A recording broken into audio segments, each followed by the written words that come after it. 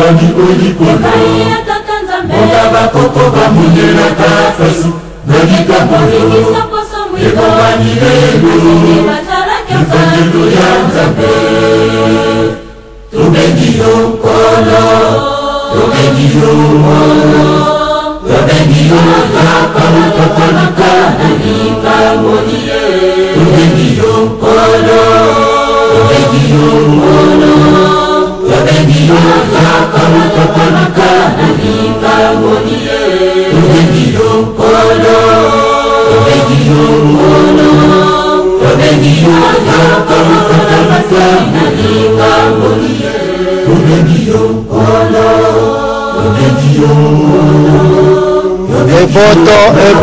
Eboto bandeko na ngai eboto bana bonsomi bana Congo lelo tozali mukolo ya samedi le 22 juin na bao nyonso bosili koyeba ngonga na biso ezali presque 13h50 na bao tozali na méridien ya Washington ti na kote ya Canada tozali pe na bangonga ya 19h50 na bao bozali na méridien ya Paris ti na ba Greenwich kuna nyonso bisika nyonso bozaleli tozali pe na ngonga oyo yo kaka oyebi bisika oyo ozali oyo okoki kotala air na yo nyonso na montre na yo place ozaleli elingi koloba ete tozali live soki tolobi tozali live elingi koloba ete mpoke epesameli na mutu nyonso oyo azali kolanda biso akoki na ye kozala connecté akoki na ye kokota akoki na ye pe koparticipe na makambo nyonso oyo tokolobela na mpokwa ya lelo yo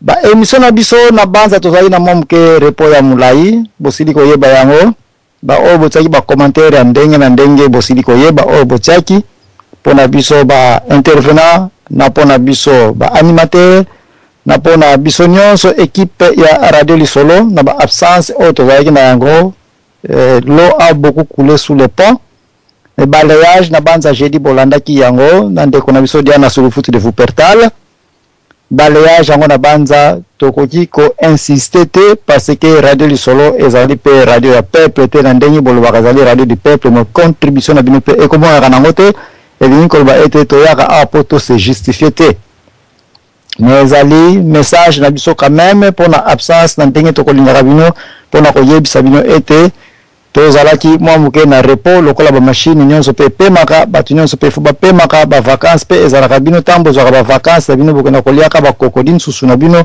moko atungisaka bino azali te biso pe biso soki tosili kozwa yango boyaka na ba polémique ya pamba te pour dire que buta zambwana balemo solo la réseau circuler na diaspora Kabila somi bambuta nyonso oyo kutu distribution tosili koyeba ke $60,000 na Washington na bazo salaka distribution biloko wana ba polémique wana tolingi komona yango te oyo azana preuve akokine koya radio zalia ko fongana akokine koya ko loba place amona ki preuve oyo biso toleli mosuni wana nde biso nyonso tokoyoka ye et pour éviter cette distraction nako profiter pe koyebisa bino ete mpoke tokolobela lelo ekozala mingi dialogue intercongolais pour qui et pourquoi pour qui elingi koloba ete eko bénéficier na nani pourquoi elingi koloba eza na sens nini po ete lelo Kanambe Kabila soki Joseph soki nani ayela biso masolo ya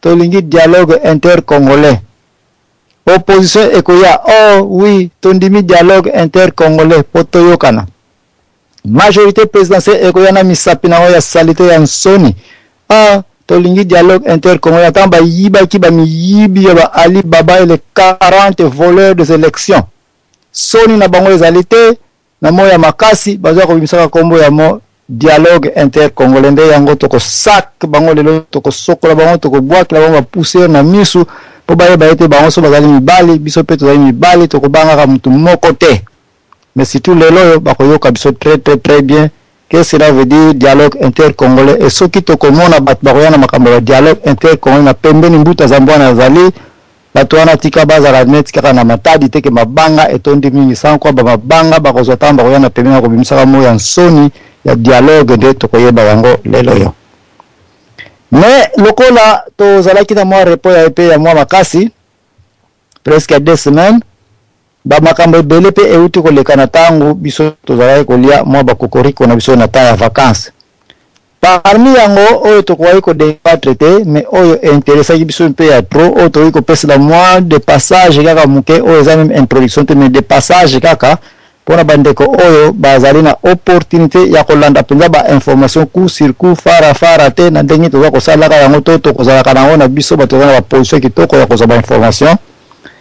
Ezobanda d'abord concernant le refoulement ya bakongolais oyo toyaki kosalema na Belgique likambo ya mpasi mais likambo mpe ya kitoko parce que chaque fois nayebisaka bino toyekola mandombe soko oyekoli mandombe okoyekola science ya symétrie et soko oyekoli science ya symétrie okocomprendre pourquoi eza important ya oyebaka chaque likambo na ngambu na yango mosusu eza netika kitalatala symétrie.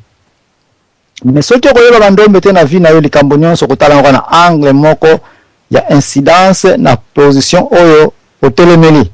Alors moyen omona eloko eza na sima kuna ekozala te parce que soko yebi kosala jeu ya ba miroir eza facile omona même eloko eza na mukongo na yo moko kaka simplement parce que osali ba variation angulaire oyo koyi kopesa yo ke soko za tangent na eloko nyonso cotangent na yango ekozala opposé ya ngambu pe oyo tali et puis ekopesa yo visibilité ya l'invisibilité. Voilà pourquoi mandombe ezali science de l'invisibilité biso batokomi koyekola yango tokomi koprogresse na yango makambo ebele tozali komonaka mpe tozali korekomande na kongole nyonso welela oyo bamandombe lokola eza nanu gratuit lokola mpe eza kofutama me eza na mbongo ebele te welela oyo wandombe jour ezali koya je ne sais pas ekozala trop difficile mpo mutu okota na collège ya mandombe surtout na côté ya science.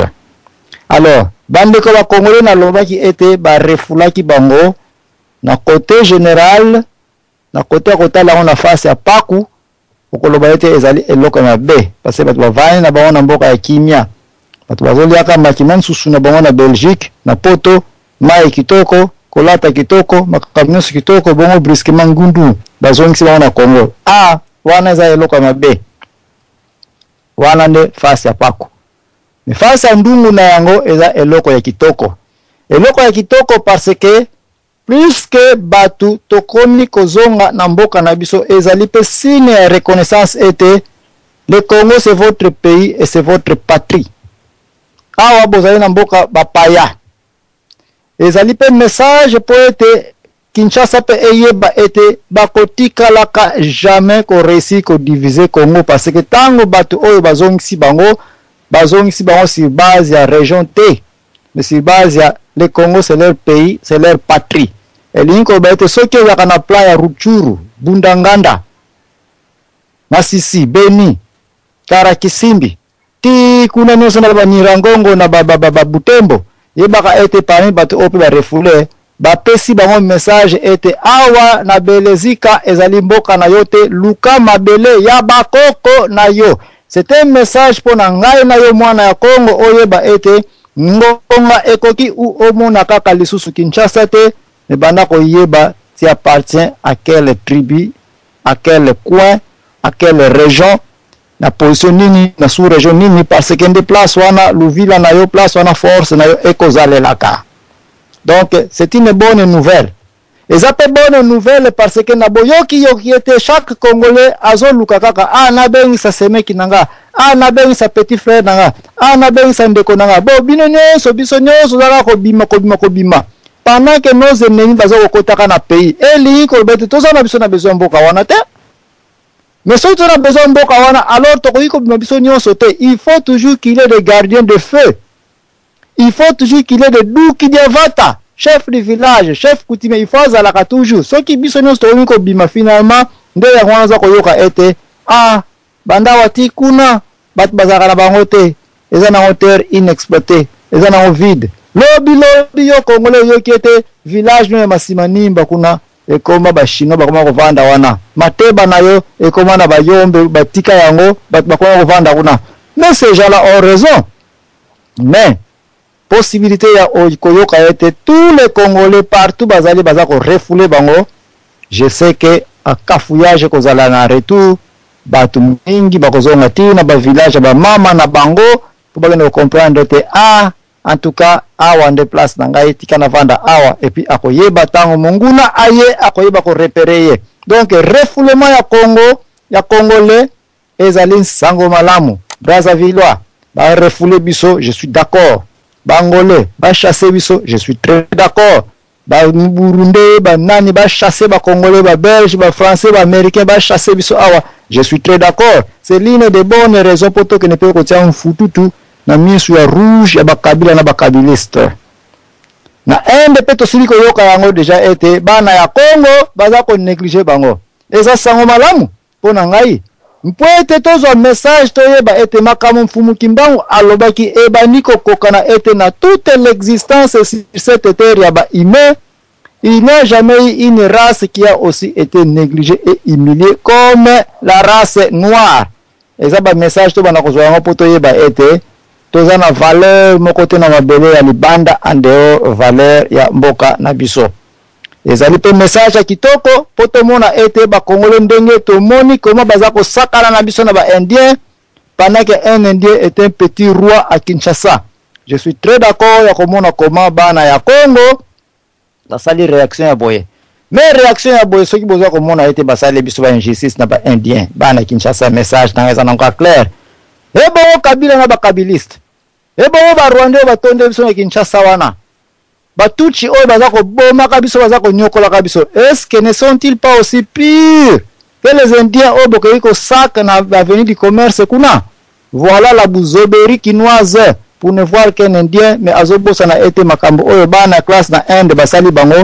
Ce n'est même pas le 1/10 de ce que Kabila et son clan sont en train de faire contre nous, le peuple Congo. Voilà pourquoi l'hypocrisie des Quinois, la bouzoberie des Quinois, ceux qui biloko boza capable de prouver en moins d'une seconde que boza capable de bouger indien na Kinshasa, c'est de l'hypocrisie pour ne pas aussi bouger Kabila et sa suite des opportunistes au bazana bino bayaka na matanga bayaka na cité. C'est de l'hypocrisie. Pour moi, botika ba indien ba continuer ko sakana na biso jusqu'à ce que yo Kinois okoyeba ete le vrai indien azo sakana biso azana yo place wana Kinshasa, un Tutsi Rwandais, un Mopaya tozana bango na Kinwana, mais si tous nos parlementaires et nos députés vrai bango ba indien ba yo sakana na biso parce que bango pe toza ko pesa ba opportunité ba étranger bazwa classe supérieure na Congo na matadi na ba conteneur bazana droit partout bazoleka bazana droit na mikanos bazana droit. C'est de l'imbécilité politico-congolaise.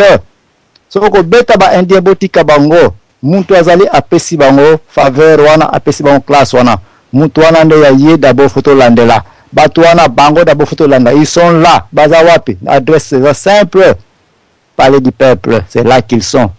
Ces imposteurs bazoteka pays bazana ba contrat Lionel, tous ces CNDP ba parti politique ya lokuta oyo Kabila a inventé kuna Kinshasa. Ce sont eux, nos grands ennemis. Même quand on kolobelago, tant on doit progresser pour vous dire que tout ça va passer en poké. Pourquoi nazo banda sarclage na koto? Parce que liberté et que utaka jamais na muntu azako oppresser bino. Ce qui muntu azako attaquer yo, azako coloniser yo, ko s'attendre que muntu na akosa la constitution qui est to kolobela constitution ou na dialogue inter comment ba bouger constitution. Jamais un oppresseur comme le parti politique de PPRD mutatseli so gaz lacrymogène bako tikala ko ya na résolution na constitution oyo kozala po libérer po pesa clarté na yo mwana ya Congo. Ça n'existera jamais parce que ce sont des oppresseurs et oppresseur atesaka jamais liberté na un oppressé. Il faut qu'à demande ya kobimana oppression et utana l'oppressé muto baza ko attaquer yo moka lité na vie na yo pour se libérer. Depuis l'existence de cette terre, jamais muto a colonisé mutu a pesa mutu wana a colonisé liberté. Liberté ekoyaka par force et force ekouta toujours na muto bazali ko sala injustice aza ko mona clarté. Mwana ya Congo fongola misu. Ne faut pas t'attendre que Kabila na moyibi alakisi biso na élection. Na ko boma balakisi biso na élection. Na ba plan machiavélique ba na est kuna bango na ba parti politique ba somi so ba ferme ba plantation o ba so kosa ba plantation mais en réalité ce sont des minéraux avec nos généraux na ba armée il ne faut jamais vous attendre à un dialogue intercongolais oyo ekosimba tozana masolo oyo tokolobela na banda bozaja ko comprendre kweni naza kokotaka. Merci na bandeko bakoteringa avant awa de place wana na pesi maloba te mais ndeko na ngai Odon Pambu na monio déjà pe merci mingi na bokoti continue ndenge ko supportaka toujours ba émission na donc mpoke eza ko continuer nazo sala moi sarclage muke. Alors information oyo ekomi mbangu na Congo tokanisaka ete ba makambu tosalaka na diaspora ekomaka na Congo te sinon que même de ministre information na kin kei batawa information technologique kuna bayebi na ko baza ko bloquer les informations comme te mais na tant to moni mbule end eye to yoki kenzo kande makambu le ya na diaspora qui n'est pas yoka kana yango donc les lots tient un peu les barres sur le T les points sur les I to yoka na ete kinwa Congolais bana ya kati na kati ya Congo botika hypocrisie na makamo ende to kangilo kuta na bino makamo nyonso to kosala na diaspora message oyo bozwaka yango parce que makamo ende makamo Bruxelles bozwili yango comment c'est que l'information circule c'est que balaka auto yaka na ba radio pe na ba internet na ba YouTube na ba Facebook na ba Twitter bozwaka yango donc le 22 juin biso na bino riba wana to kati yango il n'y a plus un gouffre pour dire que oh non tozo la fibre optique ya kinki eya oh non tozo la mende à libérer un peu l'information oh non tozo la radio ya télévision bien esalaka to kangi lokuta na bino. Alors to kesu na deuxième événement oyo eza vraiment ko chaque pays eza ko pesa biso un peu que tant tozala quitter masolo musu elekaki touti komona Werason autaki na nkamba kuna raison na lobeli Werason auti na nkamba Werason m'intéresse jamais ce qui clan mère na bango ce qui famille mère ce qui nini mère na bango babengaka bautaki bango na nkamba kuna ça ne m'intéresse pas vie na bango parce que bango baby sikutu nini la nation mais eloko moko naza ko attirer attention na bino ya ba phrase muso abimisi wana apparemment merci moi muke na wiko pesa bango na fimwa pourcentage muke parce que c'est parmi nos recommandations qu'Nkamba eza penza ndenge bokansaka te que c'est pour le Kimbangi c'est comme une église mais bantu oyo na banza ba yo kipipa message na biso pour comprendre que c'est vrai Nkamba eza bisika biso nyonso ozala soda ozala musicien ozala ndumba ozala pruta ya première catégorie ba mpotiti na miso ozana besoin ta ko limite ko mona ki oyo ba mpoti déjà ya bikobolisation eza ko betaka mutu oyo Nkamba eza toujours ya yo sinon que Nkamba basala ngo pona bato ya malamu pete comme les gens le croient Nkamba basala ngo pona mutu nyonso ozana boko salite kende sokola na mai wana donc vraiment ba message ba pesi kuna to yoki yango eza modèle à bien pona koyeba ete toza ko se tester to testaka ba théorie na biso naka eza suivi na pratique. Alors to moni pe nouvelle monsieur ma belle chose ko circuler toujours kat na biso na ba jouer toza absent ya ba pasteur avec la religion ou bien avec l'église chrétienne o bazo continuer ko tourner roue ya ko yokisa biso soni banana Congo ba pasengo imulunda soni ba malumal baza ko ya avec soni na bango ya kisutani na bango. Mais surtout na diaspora pe roue ya machine ba pasteur oyo ngana linga ko yoka su comme pasteur na vie na ngate je suis devenu anti-pasteur pas anti-Christ mais anti-chrétien la vie chrétienne oyo le kana Congo ba pasteur oyo ba komi ko landa banzela oyo komi siko ko lakisa mutakalisation na bango pesa ko pesa sonya makasi na ko mona ba pasteur minene ko zwaka basi ya bato bana ba chorale biloko to lobeli yango mena banza mbano na bango nan bazu yango te parce que ba activité na bango ba piano na bango bazo continuer ko beta kango ore beta na église pour na Yesu azali awe Yesu az no ba piano ba ko betela yango bana na États-Unis na Canada na banzoto ya ba mama na biso eli ko bete ko kena ba église ko pesa confiance na ba pasteur ko tikela pasteur aya na ndako na yo je pense que photo ça la émission matoye ko la un peu comment to bloquer les ba mama na biso ba kenda ka lisusu na ba église ba pasteur na biso oyo ya moyibi ya kindumba ya bikobolisation te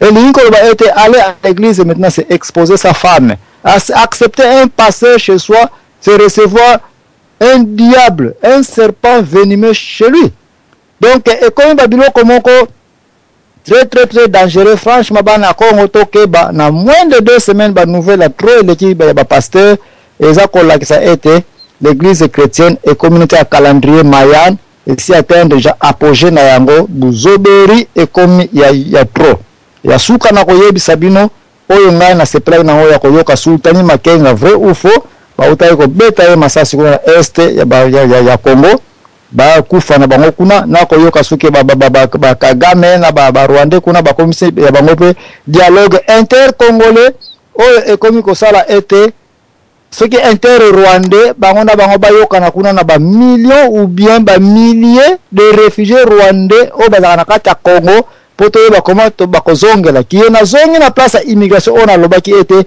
soki biso bakongolais toza toujours refoulé par-ci par-là tokomi bato ya nsoni. Est-ce que il n'y a pas aussi des réfugiés des autres nations présents au Congo? Si la réponse est oui, qu'est-ce qui nous manque pour biso pe gouvernement na biso soki réellement bayaka on a pona ki ndumba politique te ko piata makolo ya Kabila te? Qu'est-ce qui leur manque pe bango pe ba prouver biso pe ke baza pe mibale et que Congo pe akoyi ko bana ko refouler pe bato ya ba nation mususu oyo baza na Congo précisément de Tutsi parce que bango baza ko bomaka biso baza ko melaka makila ba ser na biso. Pourquoi ne pas aussi refouler tous les Tutsi du Congo? Babima parce que tu as localisé bango biso baza ko localiser sur la Belgique na Inde par-ci par-là na Angola. Est-ce que Congolais sont incapables de localiser un étranger na Congo oyo baza na ba relation biso pesa mabe po ba les Belges ba moni relation biso na bango za mabe yango na ba refouler les Angolais ba moni pe vide moko za wana to problème ba moni wana. Pourquoi biso avec les Rwandais le premier ennemi peut-être aussi la lelo te parce que Kagame Kabila bazo bazaki ba créer Rassor moko we ba fini yango et former énergie quantum. Énergie quantum signifie énergie muke mais ko sala dewa moko ya kosakana te. Énergie quantum oyo Kabila Kagame Museveni ba créer na kati ya Congo munzambi ya moyo. Tuchi nyonso zoka ngai. Rwanda nyonso zoka ngai. Je pense atia yango na carnet na yeke carnet noir eza déjà ya ko exister entre le Rwanda et le Congo. Lokola bandeko belé ba koteli ngai bandeko bolanda pesa maloba nyonso na lobi awate. Mais tokanga beaucoup plus na sujet du jour le dialogue intercongolais pour qui et pourquoi. Na pesi maloba e pa ndeko na ngai Odon Pambu et puis tokene pa ndeko Veron et puis tokene pa ya l'enfant noir Ndokia Ndombe. Ndeko Odon Pambu na pesi maloba.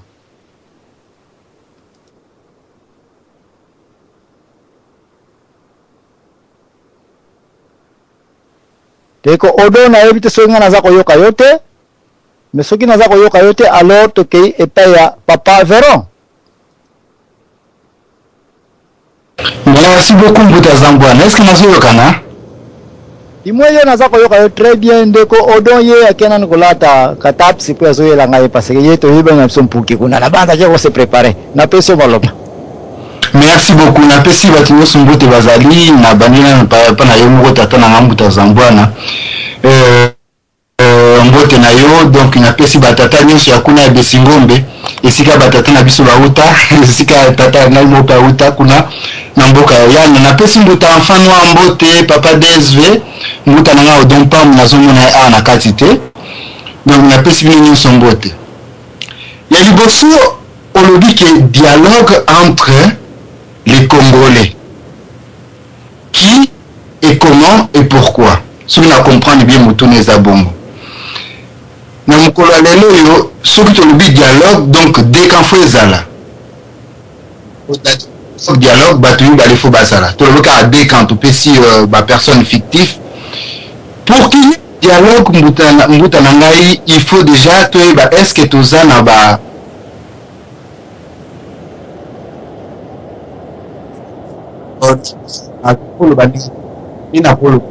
est-ce que les autres sont des différentes divergentes dans le Congo?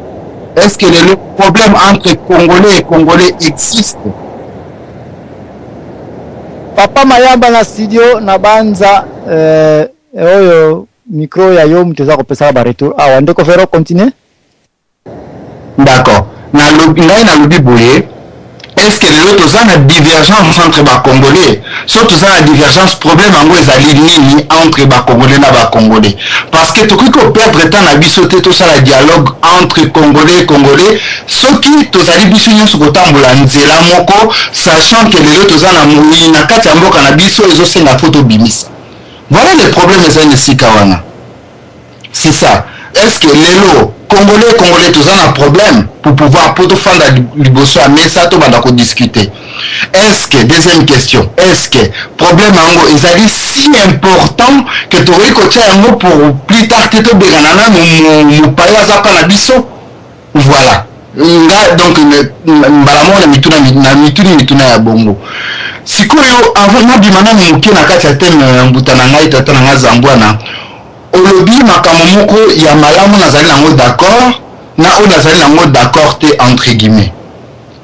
En tout cas, tant olobeli makambo ya ke faut koyekola mandombe pour pouvoir comprendre certaines choses, pouvoir avoir l'approche différente de certaines choses, je suis tout à fait d'accord avec vous. Parce que nous, ceux qui te roulent, entre guillemets, ça un peu inculte, à la vision moko. Et puis, philosophe moko ya munene na entend comme on a été, à Nakati Mboka France, à l'obaki, à force de ne pas connaître les choses, on commence par interpréter les choses. Donc je suis tout à fait d'accord avec vous. Mais là où je ne suis pas d'accord, ce qu'on le dit qui est, Namkolalelo, Brazzavillois, Bachabiso Libanda, vous allez d'accord nango. Angolais, Bachabiso Libanda, vous allez d'accord nango. Camerounais, Bachabiso Libanda, vous allez nango d'accord. Là, je ne suis pas du tout d'accord. Pas du tout d'accord avec vous. Parce que le problème, ce n'est pas que les Congos tout seuls. Pour ceux qui problème, c'est la carte dans le Congolais. En tout cas na mokolo ya lelo yo mbele Congo ezali libre soki lelo toza na position ya bwezaki africain nyonso ebanina na bango moko batuti rwandais bazo attaquer biso na ba Museveni na ba Indcon na lobaka ka bongo bango na ba comprendre sens ya famille te po tozali famille toka bana pite eza bongo donc même ba comprendre yango te kobosana te ke ba pays comme Angola, par exemple, parce que moi, maman Nangaï, elle est d'origine angolaise, donc je connais très bien l'histoire. Moi, je suis fan d'Angola, mon petit. Bah, pays Angola peut se libérer. Ndambu ya force et Outaki, na Congo démocratique, na Otobeni Zaïre, même si na Sima, bah, Congolais, bah, Belisaki, Toebi, histoire, ya Holden, Robert Menge Salamaki, mais force quand même, ya libération, il y a Outaki na kati ya Angola. Et puis tu as dit que Moutou Lokola Amilcar Cabral, oh Yamboka ya Guinée, Yamboka ya Cap Vert, Pona Abunda, Makas na Youtaki na Angola. Donc Congo sauve l'Angola, Angola qui sauve les autres pays, etc., enchaîne comme ça. Donc je suis entre guillemets d'accord pour te comprendre que bah français bah bengana biso, bah indien bah bengana biso, bah ça biso mabé pour quelquefois les conséquences corrigent mieux que les actions. Mais là où je ne suis pas d'accord, c'est que l'Angolais et les Congolais babunda entre bango, les Congolais, Brazzaville, Anna, Congolais démocratique, bien Angola, là je ne suis pas d'accord. Là je veux dire qu'il y a urgence. Donc voilà. La question dans la Tulika et Bandeli, est-ce qu'il y a des divergences pour pouvoir avoir un dialogue? Voilà. Est-ce que ces divergences sont si importantes qu'il faut laisser tout ça faire dans notre que nous discuter? Voilà la question. Merci beaucoup.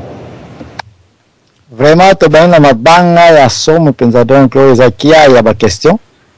Na commis, bande ba commis, ba réponse en tout cas, je me réserve de dire que ngaka na repesa ngo nyonso akoya repesa ba réponse na ba question sinon que au toucher même introduction au na linga na pesa na deuxième position meyo au sauter premier lokola bozaka patamaye le mini na diaspora bande ko saba émission na diaspora za facilité parce que déplace au voya okuta vrai ba tête penza ya Congo mais to komi yango makamyo solo za très clair ba question za très pertinente to kota la bande comme super okota comment to répondre yo mais to ke pande ko odon pambo mutakanga ki micro sikonde na komeli ngake akomi prêt. Donc, Odon Pambo, Nazong sur l'antenne. Merci beaucoup. Bonsoir, grand prêtre Jokoboy, Zamwana Joachim, le Jokoboy. Napesi Bambota trop, Nicolas Belé. Napesi pe Papa Véron Bambote, Nicolas Belé, plaisir à Rokaro. On analyse toujours à Kitoko. Puis napesi bête sauvage. Enfant noir au destin noir. Pas naïf tout est noir. Et nous le voulons.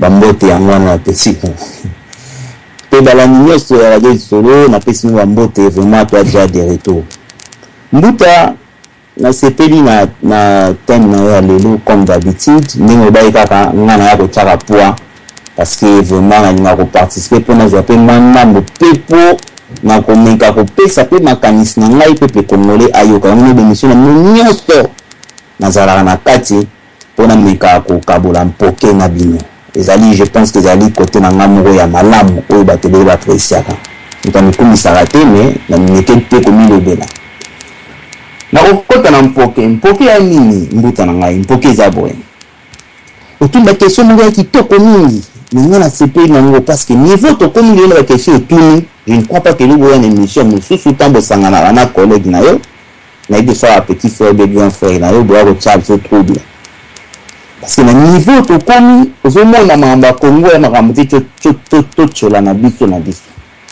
niveau émission de nous lelo ni ko ba Congolais na Congolais faut moko apporter un plus au lieu que ba ko critiquer na biso bo na bo parce que comprendre pour moi mais il na ce pays na ngoteli ya ko ba ke bandiko ba reflet ba muza pe bien pe ya mboka na biso na itani bazongeli yo sepe nango bango ba tika to ba sepe nango te parce que bango ba reflet ba par force le siko mbuta so bien te ki yo par exemple nous avons la conscience on peut nous pas dire bisaka toke le mona moko ya bien bango faut na mboka na biso to kende to enjoy ya mboka na biso bien na bato to afara ba ke par force et ce qui était avec ta confiance et vous assistez souligné ba bona na mbuta za mona aketi pe na nyimra uzu pe na via futi lié a décider à zona mboka et ni ko ba ke eza ile ko mo bien te parce que tant toi qui na tina na okeni wana te ele ka eloko mukaki ko likolo dialogue entre Congolais. Tous en a problème trop sérieux.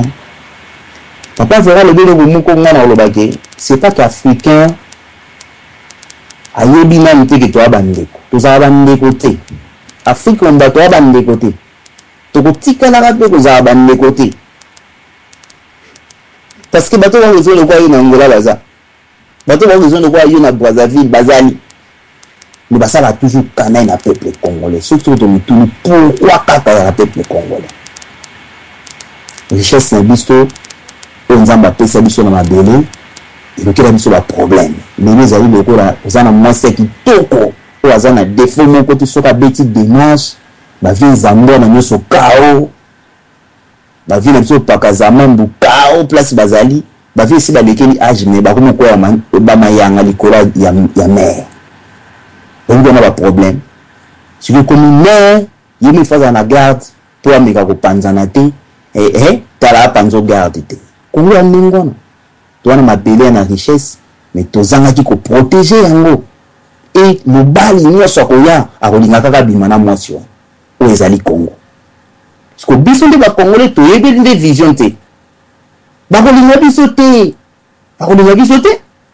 Exemple kaka na pesa terre à terre na ba Congo ba quartier to vandaye combien de banda ko yaki pauvre zoliate mais ba moninda ko ba clôturer ba garde ko ba vandaka ba voiture bimangana jalousie maman ebotaka eza na bato mike o bana mutema malama ndi make position na ngalo na nango lepe na ko yikozo bokanga na mboka wa Rwanda bana nini comme richesse ya makasi ale bango ba ko bulele bino ko to kanga na bango biso photo za kada position na biso boy na boy to lobi to renverser la situation to vivre na mboka en plus tant ba boule ni wana ba boule bango moko te bazo boule ko coopérer na mundele parce que bato nyonso ba Museveni ba Kagame se sont formés par les Américains très bien formés et bakoyoka mungongo ya mutu aza na force koleka bango et bango bako exécuter yango po bazwa pe moyen ya ko vivre omoni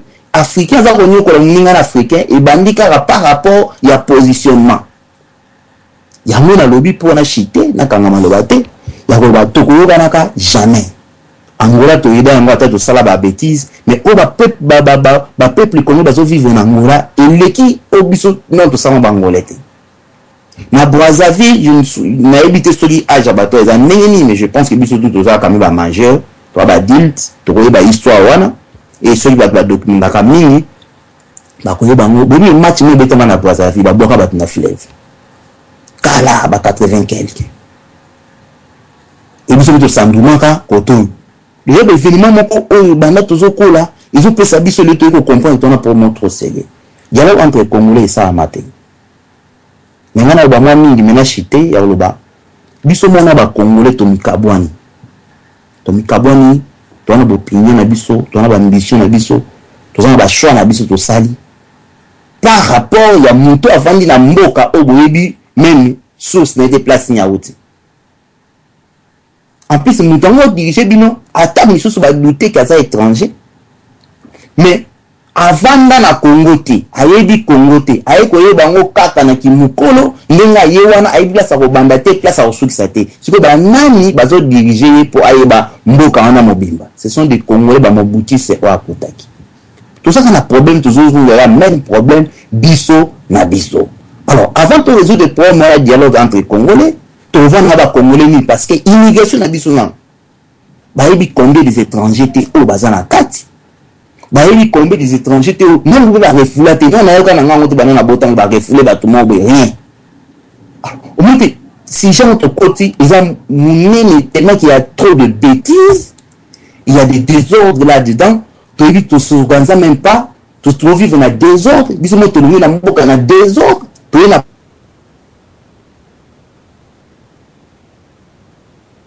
to résoudre nos problèmes yani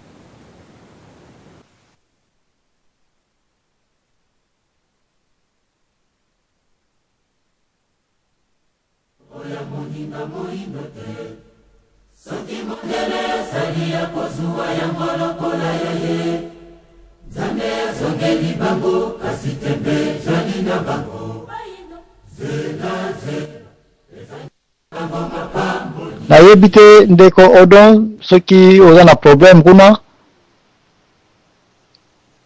ndeko Veron est-ce que za koyoka nga ngana zoyoka est-ce que soko za koyoka nga seke bato pe na radio na studio baza koyoka biso boye lokola ndeko odo akatani na moni pe ndeko l'enfant noir akatani je ne sais pas soki toza live kuna soki toza live ndeko papa mayamba na studio sala biso signe soki tetela biso musique muke poto yeba ete toza vraiment live to tester mpe basinga awa parce na yebite soki bon ndeko desfa komeli biso ke tozali live c'est que masolo zo la kitoko peut-être coupure ça le bien à côté ndeko odo continue maloba nayo ah sorry yaya coupure côté sala na côté nanga donc biso mo na nsulu to sala dialogue entre congolais na poto na diaspora na loba to ko kana ngo bima wana te et simbate ponde na yebe déjà parce que surtout nous to sala na Congo na place désordre ya li ba infiltrer biso ba Rwanda so batama ba Burundi so we ba bangote ke ba congolais o ba pete ba Burundi donc ça veut dire que ba Uganda ba kota na Congo ba docteur ningi ke ba Uganda ba Rwanda kala ba 80 donc ngana mona ngo to yebi to pesa kama kanisi mais je ne crois pas que to ko vanda na tango to lité to longa na mboka na biso maboka bato wana merci beaucoup. Merci. Avant que l'endeko l'enfant noir, biloko na retenir awa refoulement forcé. Yoko ndeko Veron botel mili yango bomoni ke za refoulement normal te batu eza bien tendé na lobaki était ba refouler biso poto ke ne renforcer pe point na kata terrain to ko débattre yango le reste na ko répondre bino mais to ke na ndeko l'enfant noir pe yepeto yoka ena parce que to na série introduction. Merci kopesa nga maloba bozali ko kamala. En tout cas 5 sur 5 koba. Merci na pesi mbote na bae banso bazali ko landanga comme d'habitude enfant noir de Saint Noir vérité pour le na ko baboye. Na retenir 3 points na olingi na loba. Les refoulés na makambo abi ba maltraitance au peuple congolais zali ko subir. Na dialogue au bobi dialogue intercongolais. Bande ko nangai. Bogoli misanga mais na sengi bino toza un esprit critique. Tozonga sima moke. Parce que dans les cas vous allez trop impliqué dans la réflexion. Quand vous parlez de refilé de Kozamboana, s'il vous plaît, faut tout dans nos questions. Pour la ligne de Bandekouana, balonga qui na Congo. Avant Rolobake, basali malamu, basali mabe. Tout la question. Pour la ligne bango baklonga qui Congo, bayaki na poto. Ce qu'on répondre question, on a voyé batina nini, ezali malamu to mabe ba refoulé. Mais on répond yo. Yo recevez la ba refoulé moninga. Chakuli banga le du pigeon. Ce qui yo ba refoulé rondiment. Ce qui yo bi basali malamu bazonga na Congo. Yo mutuku toza na possibilité ya okende kozonga olingo okende te. Moto ya kima pasi na la bongisi te, bazongisi yo sepeli ndeko. Bolimbisi. Ngana kosenga na bato mosusu, ona na kenda Congo te, sans identité oya na poto. Atu na bato bakenda na Congo, possibilité oya poto te. Et babundani. Le Congo c'est l'enfer à l'heure actuelle, s'il vous plaît. Bolimbisi. Le Congo c'est l'enfer à l'heure actuelle. Toi tu vas comprendre. Ngana d'accord te ba refouler bato wana. Biso nous tolukaka solution. Parce que ceux qui biso besoin qui chance de vendre na bamboko yo, to kosaka pe makambo mususu, yanga to vanda kia. Baninga peut-être que kosemele na bango ezwa mina note, mais ba mekosa, ba bongisa. Biso faut soutenir baninga, ba tika la pe aso baningo tika la. Moto ko obligé moto azo nga Kongo azali te. Po mokolo yo yaki. Moto abengisa ki yote. Deuxième chose na loba. Tant que tozo ba maltraitance yo sa mala bamboko na biso to keba. Nous devons faire la différence entre le peuple et le pouvoir. Quand il y a la guerre entre le Rwanda et le Congo, ce n'est pas tous les Rwandais qui sont pour Kagame. S'il vous plaît. Il y a des Rwandais qui soutiennent le peuple congolais. Il y a. Peut-être pas minoritaire, mais Bazali. Il y a les Angolais qui soutiennent les Congolais. Peut-être pas minoritaire, mais Bazali. Et les Congolais, Brazzaville et consorts. Arrêtons de dire les dans son ensemble. C'est très dangereux. Et dernièrement, quand vous parlez les dialogues, s'il vous plaît, Ndeko, moi je suis pour les dialogues. Pourquoi? Le dialogue intercongolais. Allô? Papa Zambon, 5 sur 5, Koba. Le dialogue intercongolais. Tout le monde a très bien, Bandeko. Il y a des gens qui n'étaient pas congolais autrefois. Ils sont devenus. Est-ce qu'ils ont droit à ce dialogue? Si vous avez un dialogue avec les Congolais qui sont nés Congolais, là c'est autre chose. Si vous avez que Moutaza na tête ya Congo, Aza Congolais té. Ah, je m'excuse. Si vous avez Azalaka Congolais té, là d'accord. Mais à l'heure actuelle, il représente le Congo, il est qui? S'il vous plaît, dans 5 ans, c'est toute une question. Si vous avez Azalaka Congolais té, il a fait l'usurpation d'identité, je suis d'accord. Mais à l'heure actuelle, il a quel passeport? Il a quelle identité? Donc, est-ce que, c'est une question que je me pose. Moi, je suis pour le dialogue. Pourquoi? Le dialogue peut débloquer des situations. Mais le dialogue ne veut pas dire que j'accepte. Non, on va dialoguer pour trouver une issue. Mais le dialogue peut engendrer les ouvertures de solutions. Là, on peut faire exemple. La France et l'Allemagne, Deuxième Guerre mondiale, ils ont dialogué après la guerre. Il ne suffit pas de dire je dialogue ou pas. Ok. Vous dites qu'on dialogue ou pas. Qu'est-ce que vous proposez? Rien. Alors on dialogue ou pas, on propose rien? Non. Moi je pense que ce qui compte c'est le cahier des charges. On va dialoguer sur quoi? Comment? Avec quelle référence? Oui. Parce que ceux qui sont avec les gens que vous rejetez, qui sont au pouvoir, que nous rejetons tous, il y a aussi des Congolais hein, qui sont avec les mêmes des histoires. Ce sont des Congolais. Alors si eux ils disent qu'ils veulent dialoguer parce qu'ils sont Congolais, pourquoi moi je dois leur refuser ces droits? Pourquoi ma foi il y a diaspora na Congo té? Na outo na zapping info ba Congolais balobi nous devons trouver une solution. Ba Congolais bazali exposé na est, balobi nous devons discuter. Bande ko na ngai. Tant le roi Désiré Kabila kotaka, batu mingi babetaka maboko. Moi je suis les rares qui s'étaient opposés à cela. Batumingi babetla Laurent Désiré Kabila maboko. Mais tant que bobetaka maboko, bobetaka maboko na ba Rwandais musuba kotaka. Certains étaient d'accord. Oh la libération. Mon cher ami, tant que na ba émotion te réfléchir. Aujourd'hui, c'est celui qui a les armes qui décide. Toko ko Rwandais mu to lobiawa. Toza na minduki te, toza à genoux. Nous devons comprendre que nous sommes à genoux. Surtout on comprend de te. To continuer quand koloba na koloba kombote parce que vous choquez monsieur Odo na koloba kombote parce que non tous en esprit la réflexion nous avons un blocage. Na repese un exemple. Ba pesi 1 milliard kuna na est na bani kimundu. Ba pesi banana. Ba pesi na ba rebels. Ba pesi na ba rebels, ba pesi ba on a mbongo na ba okabola. Pour la nini? Posons-nous les questions. Mes chers amis, tous à côté de la plaque. La politique ne marche pas comme ça. Je m'excuse. Nous devons discuter, même avec nos ennemis. Discuter pour trouver une solution. Pas discuter pour trouver le positionnement, non. Discuter pour débloquer la situation. Parce que dans cette situation, nous sommes perdants. Pour finir, à l'époque, quand Laurent Désiré Kabila Kotaka, ici à Genève, j'étais le seul. Na boya ki makamba guerre na lobaki to solo na bango na salle batio so baseka kanga ba bi Rwanda petit pays on va le bouter dehors na bi mes frères et sœurs sont au na guerre tous en perdants quand il y a un mort seulement nous sommes perdants. Voilà la preuve aujourd'hui parce que dès le début nous n'avons pas voulu négocier Kosolo là. Peut-être qu'on pouvait sauver les âmes mais ko yo na poto au vanda au commando gité au va dialoguer té moto a na champ de bataille tout n'a eu question. Qui sommes-nous pour entrer décider la bateau dans un champ de bataille? Moi, je pense que les gens qui sont dans les zones de guerre, c'est à eux là où on devait poser cette question. Ce n'est pas à nous qui sommes en Europe. Tu dois réfléchir, peut-être très bien. Dès qu'on va dans l'Angleterre, la paix tous les jours. Il y a eu négocier. Mais tout le monde est dans un champ de bataille. Dès qu'on a dans un stenga. Dans le but, il faut pas ça dans le lobby. Mais moi, j'apporte une référence à ça, que tu réfléchir. Mais pour moi, ce qui compte, ce n'est pas le dialogue, c'est le cahier des charges. Sur quoi dialoguer? Ce qui va le dire, la matin de dialoguer pour que Moussouba ait un pouvoir. Ah là, je dirais non. Là, je dirais non. Mais ce qui va le dire que ceux qui dialoguent, on a la possibilité de sa solution. Là, je suis d'accord. C'est là où on va dire que il ne suffit pas de dire je dialogue, pas où je dialogue, mais je dialogue où, comment, quand, sur, avec qui, et dialoguer de quoi. Je m'excuse, Bandeko, tout réfléchir. Vous conseiller matrimonial. Vous allez parler. Mais pourquoi vous voulez conseiller matrimonial? C'est ça la question.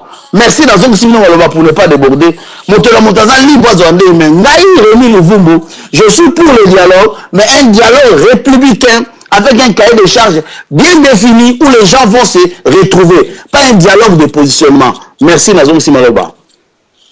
Merci Bandekonos, vous allez connaître 3 fois www.radiolisolo.com. Oyo ezali section ya mon pays et ma patrie oyo kambami pa na ngai ndeko na bino frère na bino l'impresario Joachim Zambona bisika oyo tozali kolobela sujet ali dialogue intercongolais pour qui et pourquoi.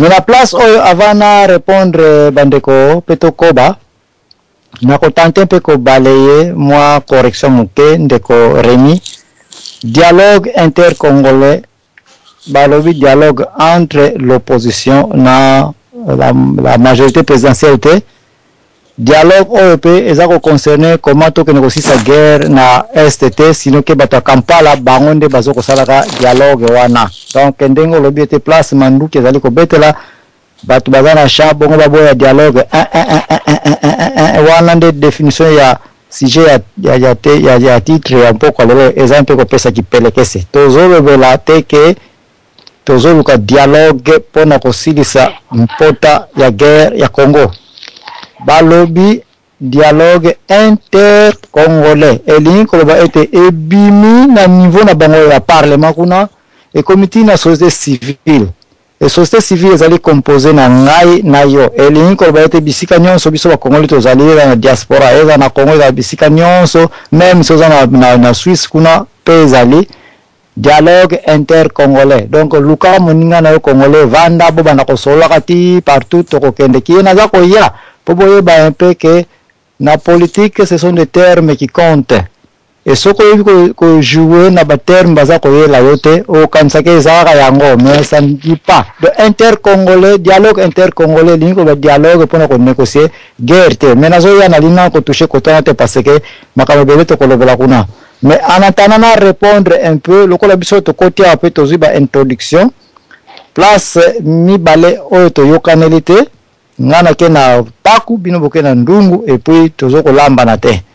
Na lingi un peu to zonga place oyo etali batu oyo bazali refoulé. Bino so botele melingai ke no mbuta zambwana yo moko kutozali wana so iba refoulé oko sepela to boye na boye. réponse dans la tika na pesa yango d'une manière générale et puis na kozonga d'une manière particulière lokola ngai moko naza concerné na kati ya masolo oyo ya kovanda na diaspora. Le fait ya kondima ete ba congolais oyo bazongi ke vina bango na poto ezalaki kitoko na douter yango pe na rejeter yango d'une manière générale. Et le koloba ete mbongo ya gratuit, vie gratuite partout au monde, ça n'existe pas. Oyo na Washington awa mais mutakonga laki fufu yope na Washington awa na fufu te. Oyo na Kinshasa ba pimele musala, ozape na Washington ba pimele pe musala. Mais on a un diplôme, on a une qualification nyonso. Donc l'inko va être vie à mutu eza standard partout au Kendaka. Mais likamba ko refoulé oyo na lingi ozwa yango neti ozali soso bateo na lupangu po baya ko bwakela yo nginga za loso mo graine wana pendant que ozana ba elle yo moko okoyipe ko kimana na lupangu wana même si ça clôturé mais ozana mapeka po mata opumbwa mais ozozela baya ko bwakelo graine elini ko ba ete mutu ozana pays na ye azana mapeka. Il faut à se débrouiller, à être totalement libre, comme ça, à la raison moko le sous-souté. Par rapport à l'élément na yo mwana diaspora, aux angeli yango, bayaka ko bwakela yo nginga za loso graine olia. Ozana mapeka moko yiko naviguer dans les azirs te na mapatate. Donc c'est là où, sauf ceux qui boselinga yango tembe, place à liboso avantage ya mutu nyonso kozala na pays na ye, ozana mapeka, salela yango, ozana mapeka, les patanions sont libres pour na yo moko plafond et moko batielio nanko ezalité. Alors cause la refoulé na mutu oyo awuti déjà na libanda ya pays misune emoni au double cause na pays na no bimate misune emonaka na vecteur moko na flèche moko na direction moko oza directionnel mais mutu nyonso bino na libanda na n'importe quel pays na Brazzaville, Angola, Zambie, Burundi, wapi yango oyo ezalaka nzinga ya Congo yebaka ete misu na yo efongwani bozongi na yo na pays ndenge ezalaki ko vivre vie na yo il faut kaka échanger même si ba refoulé na condition moko sine qua non oyo osepelaki te mais tu vas vite te retrouver. J'ai de l'expérience na bandeko ebele oyo bazonga ba refula bango na poto to na n'importe quel pays na bozongi na bango na Congo vina bango lelo yo ifbauti lo yo membongo mtoza na libanda bino na poto so boza ko mona ngote. Moi j'ai cette expérience là, je connais des gens qui sont en Afrique na fuba pesa mbongo il faut ba pe ko talanga otalie pe ticket pe pamba ya avion ayeli na Washington yo peut-être na jour au pe ko somba ngote mais auti ya en Afrique. Donc c'est pour vous dire que place moko vie ezana rosé ezalité yo mutu na vie yeba ko se débrouiller biloko to ndima ki yango tanto na kata pays na tanto bina libanda to yeko découvrir yango to bosa na pete ke Congo eza mboka ya bilaka yango tozoki na mona ngo na ba discours mfumu kimbango place alobela ki ete mingi ba ko na libanda ba okomba kufa kumputu mutu soki bazui refoulement par force te azo risque akoma kufa kumputu pe jamais akotikala ko mona suba parana ye akomina ni nkuta mundele ko bosa na te ba émission nyonso na salaka e dekulaka de façon que soki neko bimisa eloko na ko bwaka bino ndobo na ko tombola bino na okanga bino na nini ona lobaki dans le passé. Donc avant na koma na point ya ko confirmer pe ko affirmer ete oui ezali action malamu yo Congolais ngai Congolais ba refoulé ngai. C'est sur base ba analyse ngana yo to salaki awa na place na radio lisolo si discours ambanza nsanda mfumu kimbango. Donc na poto boko neko mona, boko neko prendre, mais il faut rentrer chez vous. Si vous ne rentrez pas, vous n'avez que deux choix. Boko ba kufa kumputu ubi bankuta mindele boko kufela kuna. Alors, bande ko o ba refoulé bango. Jamais ba kotikala ka lisusu ko qualifier na les deux termes o ya kufa kumputu to bankuta mindele. Donc, babiki déjà na mutama mfumu kimbango, c'est à eux maintenant de savoir makambo ba yeko na poto, qu'est-ce qu'ils peuvent faire pour appliquer na Congo. Et puis demain après demain, retenir ba kombo ya batunyon so ba refula, to ba refoulé. Ce sont les mêmes gens qui nous diraient que c'était une bonne chose que pour moi de rentrer chez moi, dans mon pays, ma patrie. Donc voilà, beaucoup qui ne peuvent comprendre yango, mais boye ba peut être chaque élément est outil na diaspora. na tango aza refoulé na condition ya vie ya mikoloyo avec l'actuel politique, cet élément-là est considéré comme un virus face à l'actuelle configuration de Kabila.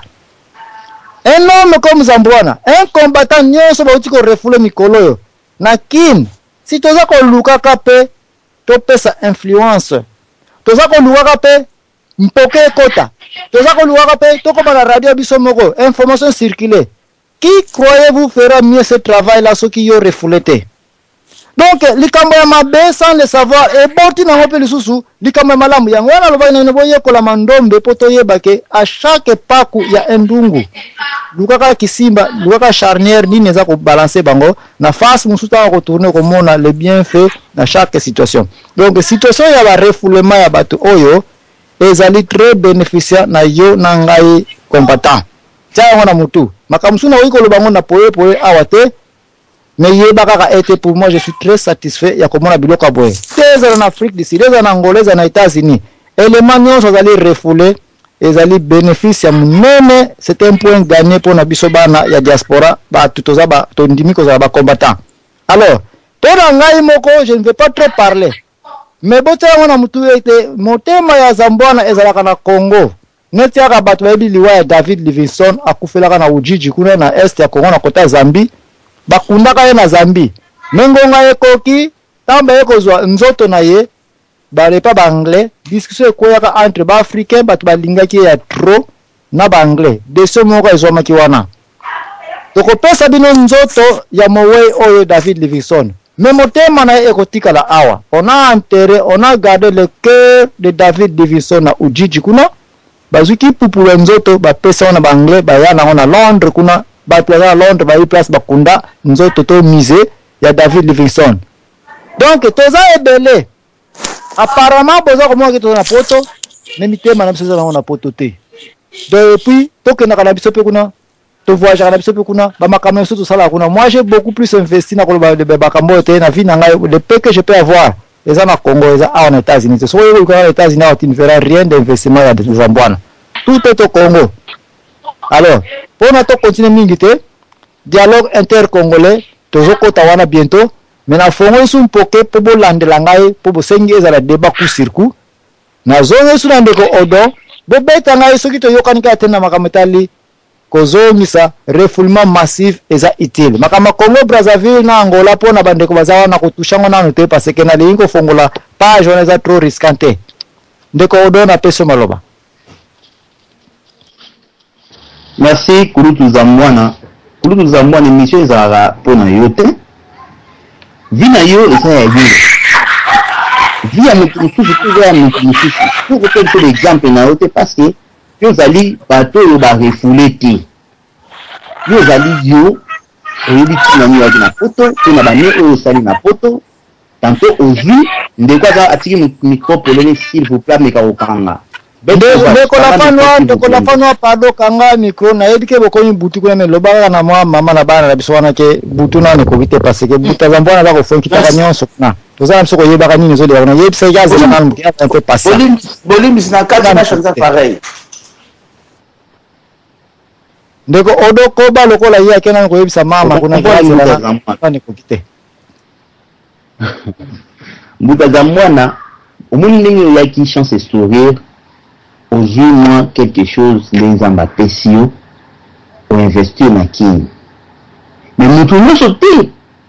À ça, quelque chose na king. Il faut te comprendre en donc on me sur la sentiment pardon ya koloba oyo yo sali na oyo muté on place ezalaka. Et comme le là sentiment na yo o me dit ko kotisa ngo pa ya mutu.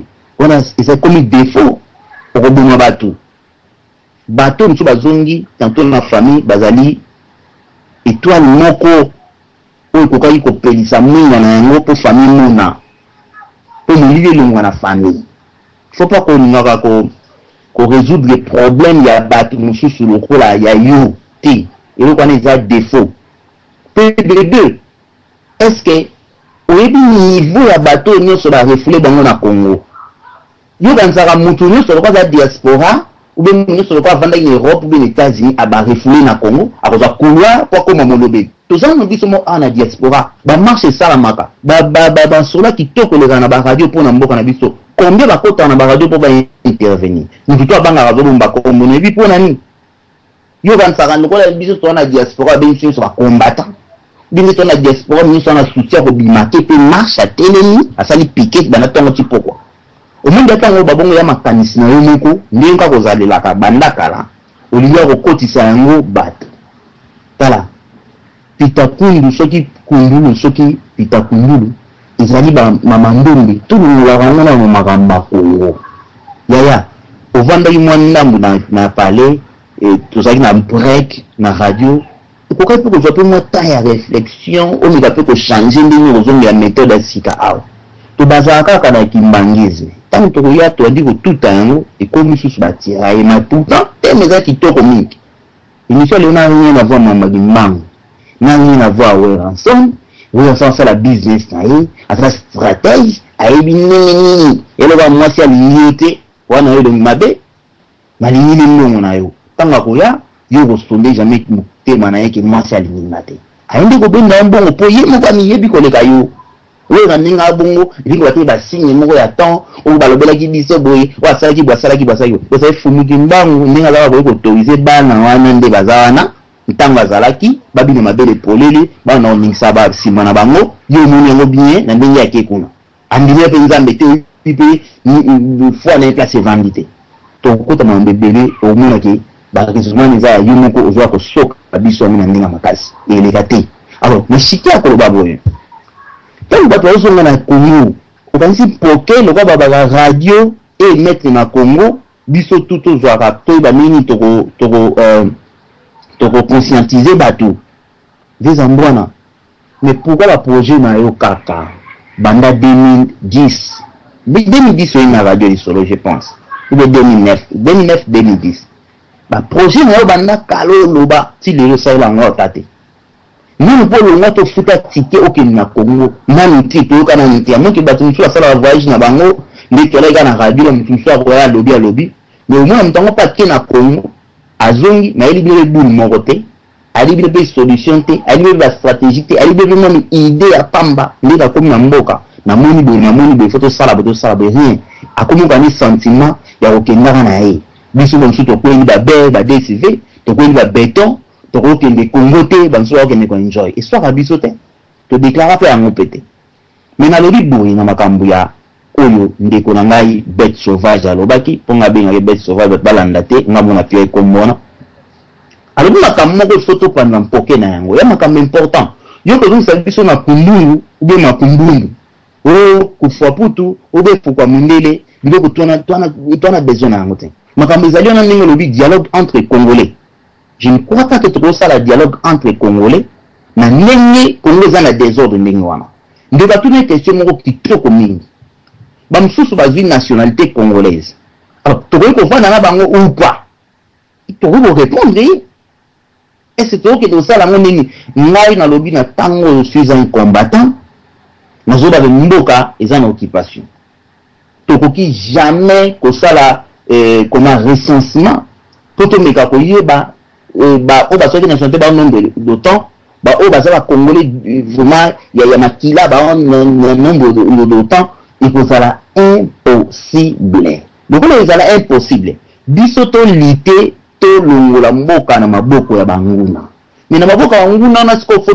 tolongola yango il faut kaka tokolabore na mundele nalobi yango lelo mais il faut koyeba sikoyo kokolabore na mundele ya kozwa nini mpo yotikala na nini tant que tokobanda kosantete biso bacongolais tant que pe souffrance na biso ekowumelaka parce que bango bana position de force biso tosalaka minduki te bango basalaka minduki bango bamanipule déjà bachef baprésident bamboka tout ya afrique mpo bavanda baodépendre na mundele mais comment congolais alingaka to résoudre problème ya congo à partir kaka ya bacongolais tobisa quelque chose toza na choix moko ya kopona ezali soulèvement populaire so bosali soulèvement populaire parce que ya conscience na bino et il faut ozala na maturité oyo bokogarde eloko wana tokomoka barabe tokomoka bato mosusu oyo pour pouvoir na bango chiter so ba limite na bango il faut kaka bo tansa makila mokile yeba ki baza ko bunda pona mabele na bango congolais ko espérer na mekotite yango azo dake mamba Congo to ko sola ngo eza ba mbuyema il faut to izonga na source pona ko yeba yango ndeko mwamba lobi naza d'accord na yete mais côté mosusu ba 10% na d'accord na ye pourquoi na minute makambo ndenge komi tokoki kodialogue na bato tokovanda kaka ndenge wana te omoni mingi bakasatan toyaka awa na radio mingi tosolola masolo mingi ya rapidement politique mingi bato lisolo mingi tosolola na radio rapidement politique te mizalaka na 5% ya politique na kati parce que na kati ya politique na balangage nango elobamaka a na radio tolobaka yango te yana baréalité oyo ezali awa tomonaka yango te yango mona bamisusu bazoganga baakonte Tshisekedi yango mosusu bamisusu bakoloba Tshisekedi azoloba te yango mosusu bakoloba Tshisekedi ava pouvoir fala leka na kamba yango mosusu bakosala badéclaration ya ndenge na ndenge parce que tozotatone tozoyeba te mpo tozwa baargument na biso tosangisa yango tobeta yango ku moko voilà problème ya bacongolais yango wana donc ngai na ndenge ndeko na ngai Véran alobaki nalaki d'accord te na makambo ya kolobaki baza bandeko na biso bangoni baza na kati ya koyeba te nalaki d'accord nango te tokumba débat tokende liboso papa za mwana tika kozongisa biso nsima na badéfense na yo na kati ya radio et pourtant yo ozali modérateur okosala kozwa ta moma moke opesi biso mpo makanisi ekima te mpo tokokoma te tona babiki te ta baide mosusu ekimi mpona répondre ninga makomi kotourne te parce que yo ntango ozwaka ozopesa makambo oyo osalaki boye na boye na suksi ya oloba boye nalingi mutu moko arépondre biso nga mpe na komprenaka te eloko wana est ce que soki kongo ebongi lelo papa za mwana oza sûr nga naka sincère na radio soki kongo ebongi lelo nga ozonga kongo te mbala moko te nazonga kongo mbala moko te mpona nini parce que baoyo balobaka ndenge wana ozonga kongo mbala moko il faut ozala menteur ou omiye bayo moko très bien ki na baconnaissance boye navandisa boye mais ngai eza na baargument na kopousse bino na kozonga kongo mbala moko moi moke nga na kokozwa na poto bien na nga na 1000 euros na nga so nazongi kongo lelo natia na banque ni est ce que lobby banque ni koraserenga quelque chose boyi baseka babindo boyi baseka babiloko wana tu banguma tout ça ekozonga te il faut ozela na mboka ebonga makambo to efana en place état de droit ekota omoni mpena ke stabilité moko boye ozosanti ke nini tokomi mpena komata ndenge nakoki kozwa oyo moke nano na poto nakei kotiango na mboka na nga mais baoyo baristaka bazali mpo ti lelo biso nyonso mpe toristaka na makambo oyo tosalaka mwa ndambo oyo nzambe apesaka mwa makoki voilà tozala sincère na radio tokumba débat tomatisa débat eno toya kosala baargument na débat mpo tozonga nsima na baninga na suki wana azongi nsima loba ok do ndeko odo so na comprendre yo ozoloba ke makambo soki evandi en place nde oke koinvestir na Congo sikoyo banana ozozela babongiselo makambo po evanda en place epuis yo so okei kaka ba okuta deja mpoke nyonso ekomaki ndenge kaka makambo olingeli yango oyo mpe bao bazwaka risque est-ce que yokana tozoka esika okusiri kuna débat est-ce que oyebi te ke vie par définition ezali l'ensemble des risques oyo mutu fazwa nazongiselo mpoke nayebi nakorépondre papa za mwana omoni oyo eza radio na kati ya radio mitema mabe ekoma na diaspora okoloba likambo moko boye babalusi yango na marke mosu mpo nga singa loba likambo na radio bato batraite nga bato te mais nazoki kaka mwa baretour moko boye motu moko ayebisi nga soki ya solo bien pas batraite ngai comme orgueil ok pourte yaki ndenge wana te nakoma na nga kose limité nalobaka na nga lobisi po question na yo nga koko répondre yo papa za mwana ngai nazalaka businessman ozo comprendre risque ozoloba nga nazwaka risque lelo nazwaka yango mpe mais elingo bateke soki ozozwa risque na kati ya business il faut yo risque na 90%. C'est que yo soki oza businessman naye te business nini yo osalaka na vie nga nakoki na mayele na nga nakoki koriske 90% te ya business na nga nakoriske 25% ya business na nga mais reste ezali place oyo motema nango eza kovanda vraiment toriskaka biso nyonso mais toloba topesa baproduction ya biso te parce que bato mosusu mpe bazoya lelo obi basali inane nani bazwi position te mwa ndambo ndenge nzambe apesi nga bapesi yo le temps toloba makambo to généraliser likambo wana mpo epesa biso très bien olike tota bakambo particulier nga na lobi ko côté na nga lobi côté na émission ba mo ikobe ba to kanisa ba ninga mususu te to biso pe ba leki biso liko ba ba leki na li ba leki na mukiriza ningi wana ya soki yo zaki risque benga zaki risque to futa pe moi batu nambo bana Congo batu wana ba zo pe moi risque mais risque na soki salami pas na ko affecter na mobimba te. C'est ça le problème.